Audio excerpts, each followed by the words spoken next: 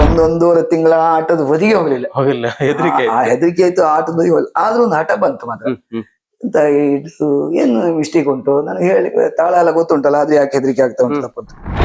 ನಂದು ಯಕ್ಷಗಾನ ಬರೋಕ್ಕಿಂತ ಮೊದ್ಲಿಂದ ವೃತ್ತಿ ಅದ, ಪೌರೋಹಿತ್ಯವಲ್ಲ, ಪೌರೋಹಿತ್ಯ ವೃತ್ತಿ ಆದ್ರಿಂದ ಈಗಲೂ ಕೆಲವು ಹೋಗ್ತಾನೆ. ಆದ್ರೆ ಮೊದ್ಲು ಯಕ್ಷಗಾನಕ್ಕೆ ಕಾಯಂ ಪರ್ಮನೆಂಟ್ ಯಕ್ಷಗಾನ ಕಲಾವಿದ ಆಗುವ ಮೊದ್ಲು ಎಷ್ಟು ಹೋಗ್ತಿದ್ನೋ ಅಷ್ಟು ಹೋಗುದಿಲ್ಲ. ನಾನು ಆಟಕ್ಕೆ ಬರ್ಲಿಕ್ಕೆ ತೊಂದ್ರೆ ಇಲ್ಲ, ಮತ್ತೆ ನೀನ್ ದುಡ್ಡು ಕೊಡದೇ ಇದ್ರು ನಂಗೆ ಅದ್ರ ಬಗ್ಗೆ ತಲೆ ಬಿಸಿ ಇಲ್ಲ. ಆದ್ರೆ ನನಗೆ ಹಿಂದೊಂದು ಹೀಗೆ ಕಹಿ ಅನುಭವ ಆಗಿದೆ.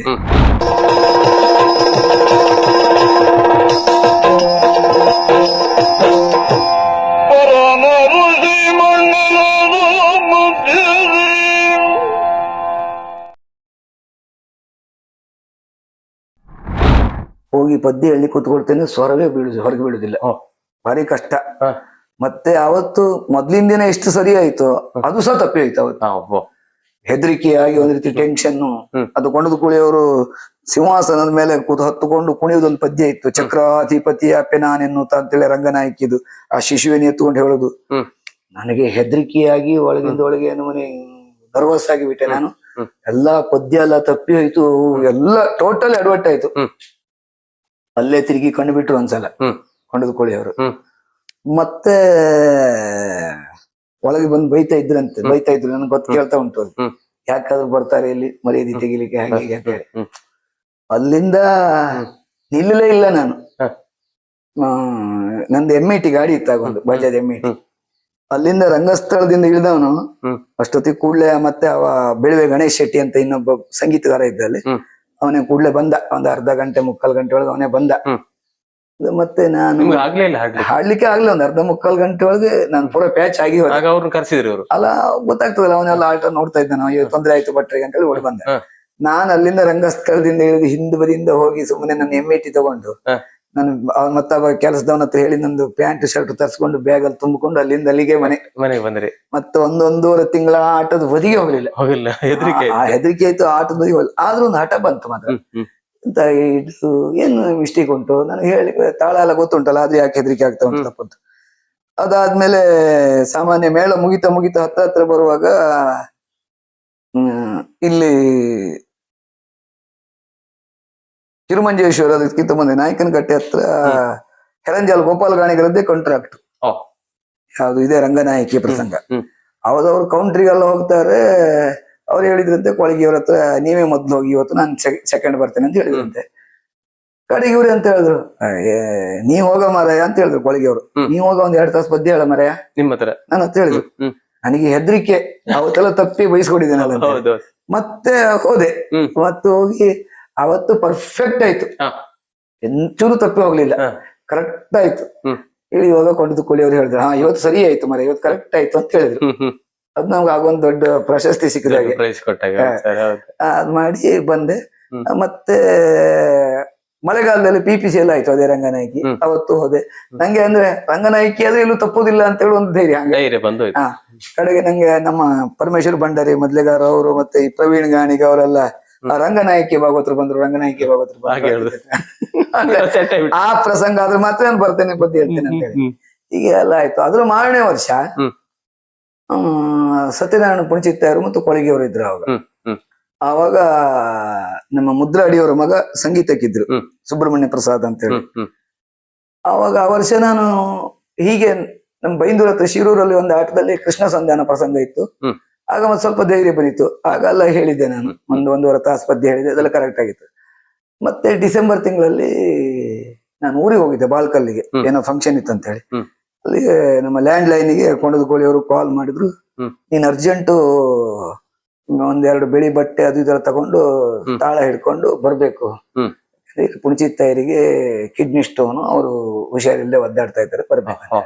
ಬಂದೆ. ಆಗ ಬಂದನು ಕಂಟಿನ್ಯೂಸ್. ಆಗ ಅಳಿಯ ರಾಮರಾಯ ಅಂತೇಳಿ ಒಂದು ಪ್ರಸಂಗ ಇತ್ತು. ಕಂಟಿನ್ಯೂಸ್ ಒಂದು ತಿಂಗಳು 15-20 ದಿವಸ ಒಟ್ಟಿಗೆ ಪದ್ಯ ನಾನೇ ಹೇಳಿದೆ. ನನಗಂದ್ರೆ ಮೇಳದಲ್ಲಿ ಹೇಳುವುದು ಆ ಹೆದರಿಕೆ ಅದೆಲ್ಲ ಹೋಯ್ತು ಅಷ್ಟೊತ್ತಿಗೆ. ಒಂದು ನಿರ್ಭೀತಿ ಬಿಟ್ಟಾಯ್ತು. ಮತ್ತೆ ಸೆಟ್ ಆದೆ ನಾನು. ಅವ್ರ ಜೊತೆ ಒಂದು 54-55 ಆಟಕ್ಕೆ ಹೋದೆ. ಆದ್ರೆ ನೆಕ್ಸ್ಟ್ ಬೊಂಬೈಗೂ ಸಹ ನನ್ನನ್ನು ಕರ್ಕೊಂಡು ಹೋದ್ರು. ಅವ್ರು ಪುಣಚಿತ್ತಾಯರು ಬರ್ಲಿಲ್ಲ. ಬೊಂಬೈಗೂ ಸಹ ನಾನೇ ಹೋದೆ. ರಾಘವೇಂದ್ರ ಮೈರು, ಕೊಳಗಿಯವರು ಮತ್ತು ನಾನು 3 ಜನ ಹೋಗಿತ್ತು ಬೊಂಬೈಗೆ.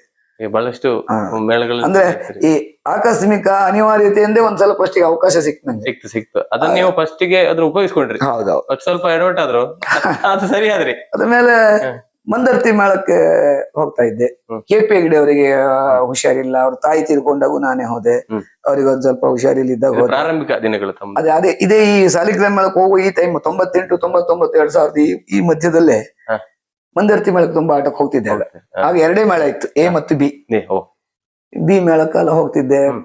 ಎಲ್ಲ ಬೇರೆ ಬೇರೆ ಅಲ್ಲಿ ಪೌರಾಣಿಕ ಪ್ರಸಂಗ ಅದು ಇದೆಲ್ಲ ಆಡಿಸಿ ಸ್ವಲ್ಪ ಅನುಭವ ಆಗ್ತಾ ಇತ್ತು. KP ಹೆಗ್ಡೆ ಅವರು ಇರುವಾಗಲೂ ಮತ್ತೊಬ್ರು ಧರ್ಮಶಾಲೆ ಗಜಾನನ ಅಂತೇಳಿ ಭಾಗವತರಿದ್ರು, ಅವರು ರಜೆ ಆದಾಗೂ ನಾನು ಹೋಗ್ತಿದ್ದೆ. KP ಹೆಗ್ಡೆ ರಜೆ ಆದಾಗೂ ಹೋಗ್ತಿದ್ದೆ. ಅಂದ್ರೆ ಕಡೆಗೆ ಏನಾಗಿ ಅದು ಒಂದ್ ರೀತಿ ಸೆಟ್ ಆಯ್ತು ಅಂದ್ರೆ, ಯಾವುದೇ ಬಡಗಿನಲ್ಲಿ ಯಾವ ಮೇಳದಲ್ಲೂ ಯಾರಾದ್ರೂ ಭಾಗವತರ ರಜೆ ಆದ್ರೆ ಬಾಲ್ಕಲ್ ಪ್ರಸನ್ನ ಭಟ್ರಿಗೆ ಒಂದು ಹೇಳುವ, ಹೀಗೆ ಈಗ ಒಂದು ಪರಿಸ್ಥಿತಿ ಆಯ್ತು. ಮಂದರ್ತಿ, ಕಮಲಶಿಲೆ ಎಲ್ಲ ಸಾಲಿಗ್ರಾಮದ ಎಲ್ಲಾ ಮೇಳಗಳು, ಅವ್ರ ಕಿಶನ್ ಹೆಗಡೆ ಯಜಮಾನಿಕೆ ಎಲ್ಲಾ ಮೇಳಗಳು ಸಹ ಹೋಗ್ತಾ ಇದ್ದೆ.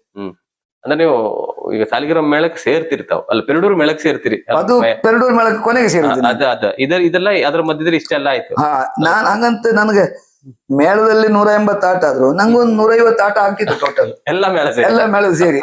ಅನುಭವ ಆಗ್ತಿತ್ತು. ಎಲ್ಲ ಮೇಳದ ಕಲಾವಿದ್ರ ಜೊತೆ ಅಲ್ಲ. ಹೌದೌದು, ಎಲ್ಲರ ಪರಿಚಯ. ಬದಲಿ ಭಾಗವತಿ, ಬದಲಿ ಡ್ರೈವರ್ ಇದ್ದಂಗೆ ಬಸ್ಗಳ ಸಬ್ಸ್ಟಿಟ್ಯೂಟ್. ಎಲ್ಲರಿಗೂ ಯಾರು ರಜೆ ಇದ್ರು ಬಿಡ್ಲಿಕ್ಕೆ ಇವ್ರು ಹೋಗ್ಬೇಕಲ್ಲ, ಹಾಗೆ ನಾನ್ ತುಂಬಾ ಆಟಕ್ಕೆ ಹೋಗ್ತಿದ್ದೆ.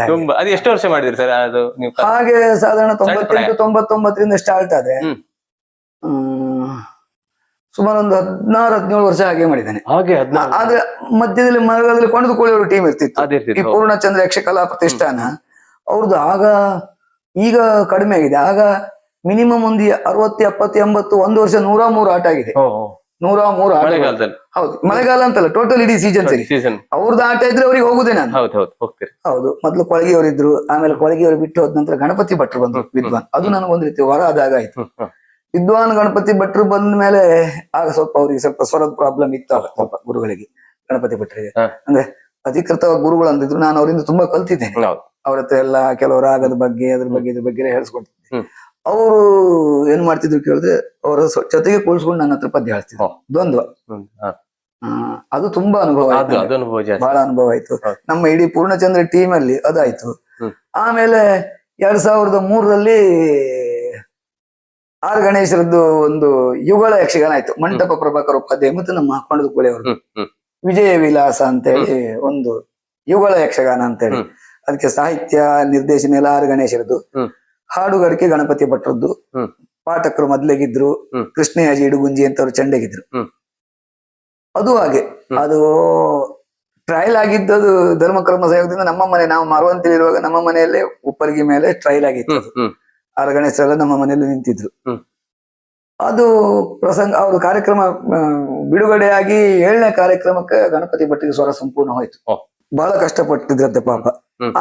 ಆಗಲೂ ಹಾಗೆ ನಂಗೆ ಕಾಲ್ ಮಾಡಿ, ಮಂಟಪದವರು ಕೊಂಡದ ಕೋಳಿಯವರು ಇಬ್ರು ಸೇರಿ ಕಾಲ್ ಮಾಡಿದ್ರು, ನೀನು ಸೀದಾ ಪುತ್ತೂರು ವಿವೇಕಾನಂದ ಕಾಲೇಜಿಗೆ ಬರ್ಬೇಕು, ಅಲ್ಲಿ ಯುಗಳ ಯಕ್ಷಗಾನ ಬರ್ಬೇಕು, ಗಣಪತಿ ಭಟ್ರಿಗೆ ಸ್ವರ ಇಲ್ಲ, ನೀನ್ ಬರ್ಬೇಕು. ನಾನು ಸಿಕ್ಕಾಪಟ್ಟೆ ಹೆದರಿ ಹೋದೆ. ಯಾಕಂದ್ರೆ ಆರ್ ಗಣೇಶರದ್ದು ಸಾಹಿತ್ಯವನ್ನು ಹಾಡ್ಲಿಕ್ಕೂ ಸ್ವಲ್ಪ ಕಷ್ಟ.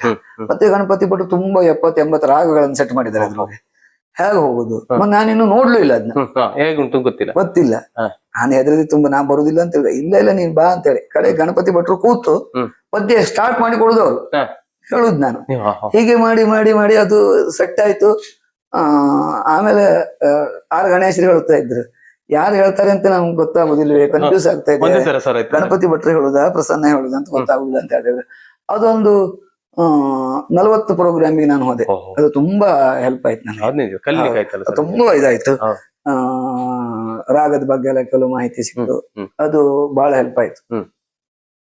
ಹಾಗೆ ಅಂದ್ರೆ ನೀವು ಪೆರಡೂರಿಗೆ ಸೇರುವ ಮೊದಲು ಇಷ್ಟೆಲ್ಲ ಇದಾಗಿದೆ. ಹೌದು. ಮತ್ತೆ ಸರ್ ತಮ್ದು ಇದು ಭಾಗವತಿಗೆ ಅಲ್ಲದೆ ತಾವು ಇದು ಹೇಳ್ತೀರಿ, ಜ್ಯೋತಿಷ್ಯ ಹೇಳ್ತಿರಲ್ಲ, ಅದ್ರ ಬಗ್ಗೆ ಒಂದೆರಡು ಮಾತು.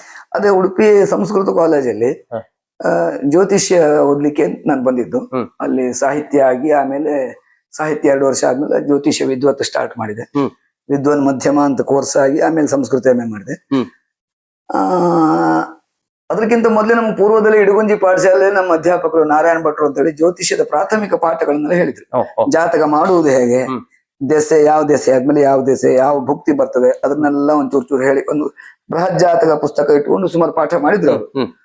ಆಮೇಲೆ ಉಡುಪಿಯಲ್ಲಿ ಸಂಸ್ಕೃತ ಕಾಲೇಜಲ್ಲಿ ಅದನ್ನೇ ಕಲಿಯೋದಾಯ್ತು. ಕಲ್ತಾಯ್ತು. ಆಮೇಲೆ ನಾನು ಇದ್ದ ಪರಿಸರ ಮರವಂತೆಯಲ್ಲಿ ತುಂಬಾ ಮೀನುಗಾರರು ಅವರು ಇವರೆಲ್ಲ ತುಂಬಾ, ಹಾಗೆ ಅವ್ರದೆಲ್ಲ ಜಾತಕ ನೋಡುದು ಮಾಡೋದು. ಆಮೇಲೆ ಅದು ಈ ಕವಡೆಗೊಂದು ಉಪದೇಶ ಅಂತ ಬೇಕಾಗ್ತದೆ. ಬೇರೊಬ್ರು ಜ್ಯೋತಿಷಿಗಳ ಹತ್ರ ಕವಡೆಯನ್ನು ಉಪದೇಶ ಪಡ್ಕೊಂಡು ಬಂದು ಕವಡೆ ಹಾಕೋದು. ಈಗೂ ಸಹ ಮಾಡ್ತೇನೆ ಅದು. ಹೌದು ಹೌದು. ಜಾತಕ ನೋಡುದು ಪ್ರಶ್ನೆ. ಮತ್ ನಾನು ನಂದು ಯಕ್ಷಗಾನ ಬರೋಕ್ಕಿಂತ ಮೊದ್ಲಿಂದ ವೃತ್ತಿ ಅದ ಪೌರೋಹಿತ್ಯ ಅಲ್ಲ, ಪೌರೋಹಿತ್ಯ ವೃತ್ತಿ ಆದ್ರಿಂದ ಈಗಲೂ ಕೆಲವು ಹೋಗ್ತೇನೆ. ಆದ್ರೆ ಮೊದ್ಲು ಯಕ್ಷಗಾನಕ್ಕೆ ಕಾಯಂ ಪರ್ಮನೆಂಟ್ ಯಕ್ಷಗಾನ ಕಲಾವಿದ ಆಗುವ ಮೊದ್ಲು ಎಷ್ಟು ಹೋಗ್ತಿದ್ನೋ ಅಷ್ಟು ಹೋಗುದಿಲ್ಲ. ಯಾಕಂದ್ರೆ ಎರಡಕ್ಕೂ ನ್ಯಾಯ ಒದಗಿಸ್ಲಿಕ್ಕೆ ಆಗುದಿಲ್ಲ. ಅದಕ್ಕೆ ನಾನು ಅದನ್ನ ಸ್ವಲ್ಪ ಕಡಿಮೆ ಇಟ್ಕೊಂಡಿದ್ದೀನಿ. ತೀರಾ ಖಾಸ್ ನನ್ನದೇ ಒಂದಷ್ಟು ಕಸ್ಟಮರು ಆತ್ಮೀಯರು ಅವ್ರದೆಲ್ಲ ಕಾರ್ಯಕ್ರಮ ಮಾಡಿ ಕೊಡುದು ಮಾಡುದು, ಜ್ಯೋತಿಷ್ಯ ಜಾತಕ ನೋಡುದು, ಅದು ಇದೆಲ್ಲ ಮಾಡ್ತೇನೆ. ಹಾಗೆ ಸರ್, ಬಹಳ ವಿಸ್ತಾರವಾಗಿ ತಿಳಿಸಿರಿ ತಮ್ಮ ಕಲಿಕೆ ಬಗ್ಗೆ, ತಮ್ಮ ಪ್ರಾರಂಭಿಕ ಮೇಳಗಳ ಬಗ್ಗೆ, ಸಬ್ಸ್ಟಿಟ್ಯೂಟ್ ಆಗಿ ಹೋದಂತ ಬಗ್ಗೆ ಅಲ್ಲ ಸರ್. ಎಲ್ಲ ಯಾವುದೇ ಮೇಳದಲ್ಲಿ ಭಾಗವತರಿಗೆ ಅಂತಾರೆ ಸ್ವರ ಹೆಚ್ಚು ಕಡೆ ಬೇರೆ ಬಾಳ್ಕಲ್ ಸರ್ ಕರೀರಿ, ಭಟ್ರನ್ನ ಕರೀರಿ ಅಂತೇಳಿ ಅಲ್ಲಿ ನಿಮ್ಮನ್ನ ಹಾಡ್ತಿದ್ರು ಅಲ್ಲ ಸರ್.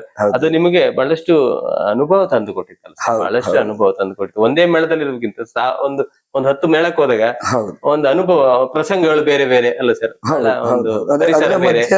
ಒಂದು ಅನುಭವ ಅಂದ್ರೆ, ನಾನು ಮಂದರ್ತಿ ಮೇಳಕ್ಕೆ ಬದ್ಲಿ KP ಹೆಗ್ಡೆರ್ ಬದ್ಲಿ ಹೋಗ್ತಿದ್ದೆ. 4 ಮೇಳ ಆಗಿತ್ತು. ಆಮೇಲೆ ಗೋಡೆಯವರ ಮಗ ಪ್ರಸಾದ ಗೋಡೆ ಅಂತೇಳಿ ಇದ್ದ, ಅವನೀಗ ಗೋಳಿಗರಡಿ ಮಾಡಿದ್ದಾನೆ. ಅವನಿಗೆ ಹುಷಾರಿಲ್ದೆ ಇದ್ದಾಗ ಅವನ್ ಬದ್ಲಿ ಅಂದ್ರೆ ಮೊದ್ಲೆಲ್ಲ ಹೋಗ್ತಿದ್ದೆ. ಇಷ್ಟ ಆಗುವಾಗ ನಾವು ಆಗ ಕುಂದಾಪುರದಲ್ಲಿ ನಮ್ಮ ಸ್ವಂತ ಮನೆ ಇತ್ತು. ನಮ್ಮ ಮನೆ ಹತ್ರ ವ್ಯಾಸರಾಯ ಮಠ ಅಂತೇಳಿ ಅಲ್ಲಿ ಸಾಧಾರಣ ಮೇಳ ಮುಗಿತಾ ಬರುವಾಗ ಮಳೆ ಬರ್ತದ ಅಂತೇಳಿ ಮಠದ ಒಳಗೆ ಆಟ ಮಾಡಿದ್ರು.